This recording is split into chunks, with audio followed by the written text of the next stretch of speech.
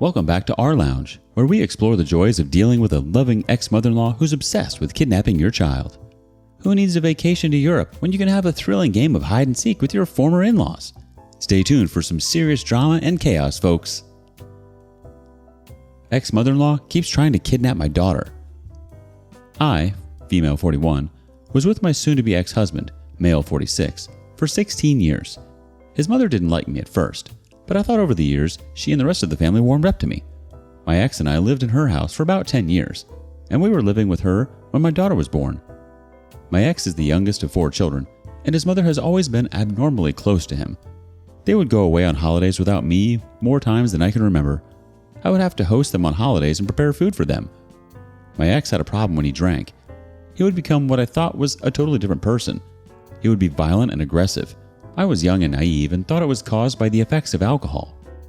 Things were strained between us for a few years. We had a daughter, 8 female, who would tell me wild stories about her dad that he would always deny. She kept telling me that they were going away at Christmas to Grand's and they weren't coming back. He started behaving erratically, crashing cars and leaving our daughter places and forgetting her. Child Protective Services were involved a number of times, to the point where I was the primary carer. All the whole, his mother was hovering in the background. Everything imploded at the end of 2021. I fell down the stairs and broke my leg. I had to have surgery to reconstruct the bones. CPS was concerned about my daughter being alone with my husband, so they allowed her to be in the hospital with me. Mother-in-law came to town to be a supervisor for CPS, so daughter could go home. Mother-in-law and ex told CPS lies about me and took off interstate with my daughter while I was incapacitated. It took me a month of lawyers' letters to get her back. I now have sole custody and a family violence order. Mother-in-law has attempted to take daughter from her school, but I got there in time. My ex messaged me this week to ask if him and mother-in-law can take daughter to Europe for 3 weeks later in the year.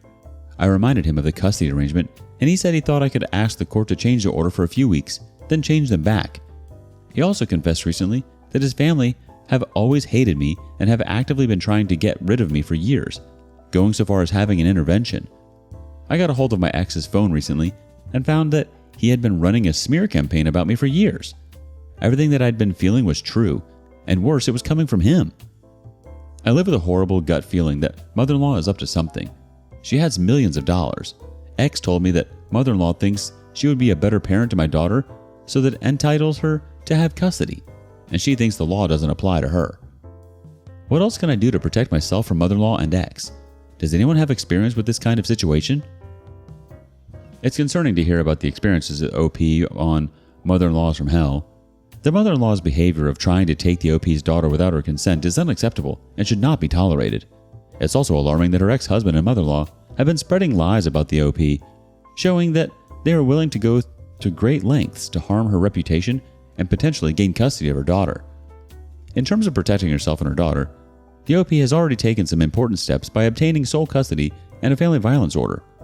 It's important for her to continue to document any attempts by the ex-husband or mother-in-law to violate these orders or take her daughter without permission. She may want to consider getting a restraining order or legal consultation to explore other options for protecting herself and her daughter. It's also important for the OP to reach out to a support network of friends, family, or professionals who can provide emotional support during this difficult time. They may be able to provide additional advice or resources for navigating the situation. Overall, the OP's experience highlights the importance of setting clear boundaries and seeking legal protection in situations involving family violence or attempts to take custody without consent.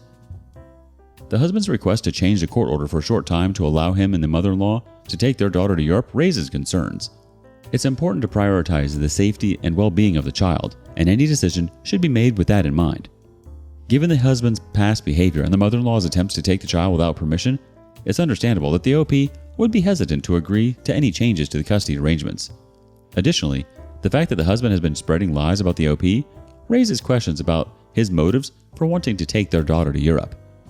Ultimately, any decision regarding custody arrangements should be made with the guidance of legal professionals and in the best interests of the child. It's important for the OP to continue to document any concerning behavior by the husband or mother-in-law and to prioritize the safety and well-being of her daughter. Let's see if the community agrees with me. Flomo Joe Blow says, "You have sole custody and a family violence order. Why are you even communicating with your ex? When nothing good comes of it, you should be no contact with all of them. And Talk with an attorney about any additional legal safeguards you can put in place. Dreaded Redhead chimes in, "This. A family violence order protects you. However, you too must follow the order. No contact. Protect your daughter. If he is asking about taking her to Europe, I'd let my attorney know this. They have zero rights to see if I understand your post. If they want something from you, they need to contact your attorney. By the way, if mother-in-law or ex showed up to have contact with daughter, call the police and use the order to show they aren't following the order. Carry copies of that order everywhere with you. Be sure the school knows there is a protective order in place. And why you were even close enough to check his phone is baffling. Keep the distance."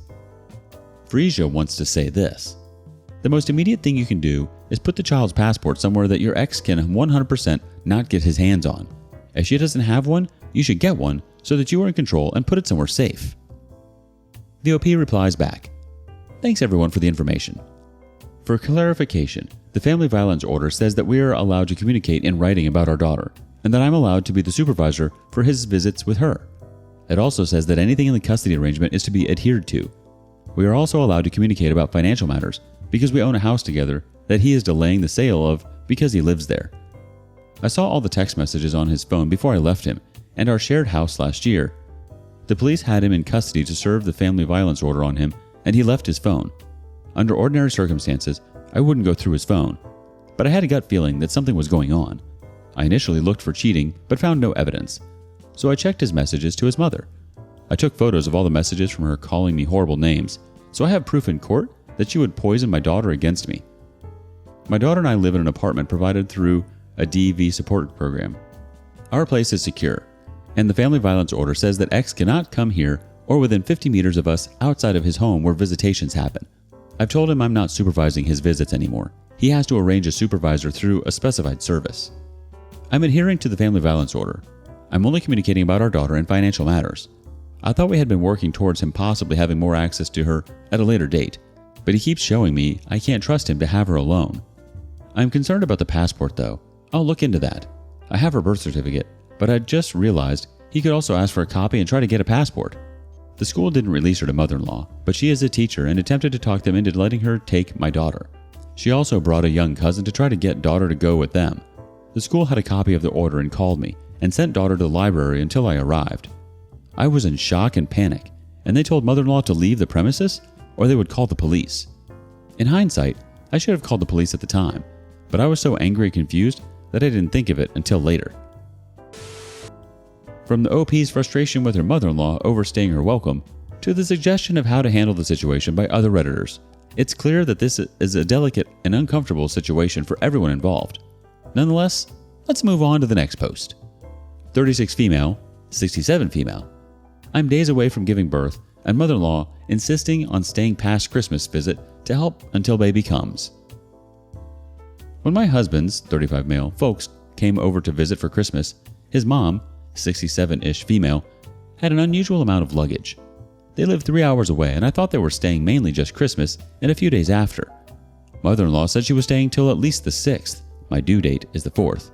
We have a 2-year-old toddler whose daycare is closed this week, so a couple of weeks ago, my husband asked if she could stay a week or two over Christmas to help with her.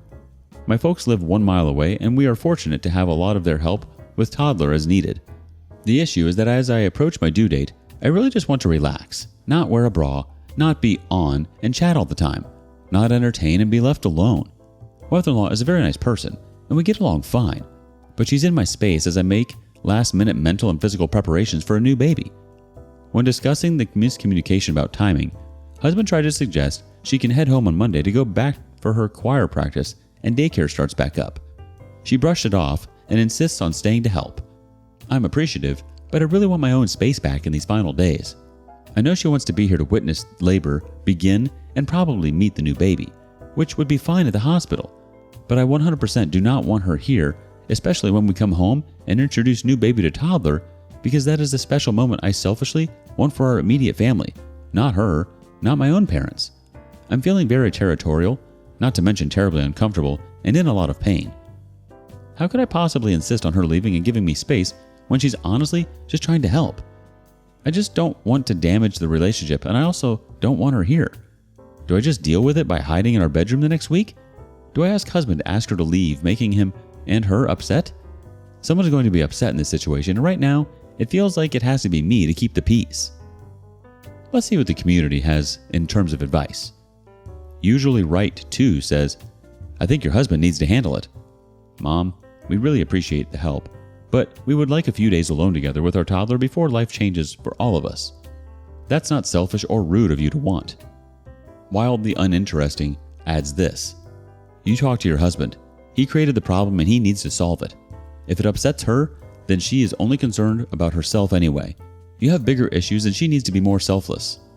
Why would he even ask her without consulting you? It's completely understandable that you want your own space in these final days before the baby arrives, and it's important to prioritize your own needs and comfort during this time. While it's admirable that your mother-in-law wants to help, it's ultimately up to you and your husband to decide what works best for your family. One option could be to have an honest conversation with your mother-in-law about your feelings and concerns. You could express your gratitude for her willingness to help, but also explain that you would prefer some alone time with your immediate family before and after the baby's arrival. You could also suggest alternative ways for her to support you, such as cooking meals or helping with household chores from a distance. Another option could be to have your husband speak to his mother and communicate your wishes on your behalf. It's important for him to take an active role in resolving this issue, as it was his suggestion for her to stay longer in the first place. Ultimately, it's important to prioritize your own needs and comfort during this time and to find a solution that works for your family. It may be uncomfortable to have these conversations, but it's better to address the issue sooner rather than later to avoid any further stress or discomfort during this important time. Remember that you're the boss of your own space and family, and it's okay to be a little selfish in order to prioritize your own well-being. And who knows, maybe your mother-in-law will even appreciate the honesty and the opportunity to visit with you and the new baby at a later time when you're feeling more rested and ready to entertain.